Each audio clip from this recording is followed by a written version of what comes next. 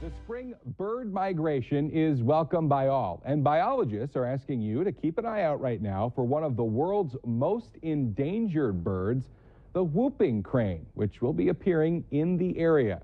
Doug Lear with North Dakota Game and Fish is joining us this morning to talk more about this. I'm guessing these birds, if you've ever seen one before, I mean, you'll know it. And that's the thing, is because there's so often that they may be mistaken for a pelican or a snow goose or a swan, but the fact of the matter is there's only like 350 of them, so they're very, very rare.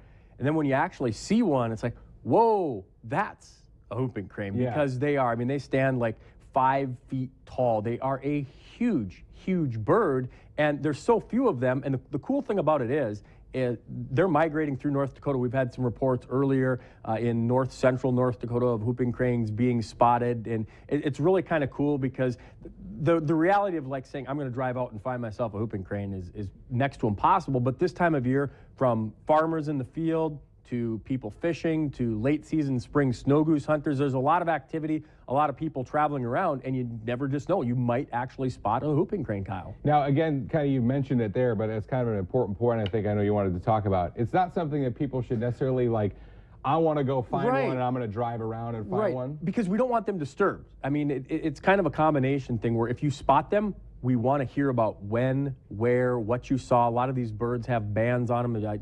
Take the GPS location off your phone, whatever you can do, take a picture of those birds. But at the same point, we don't want people sneaking through the grass trying to get close to these birds.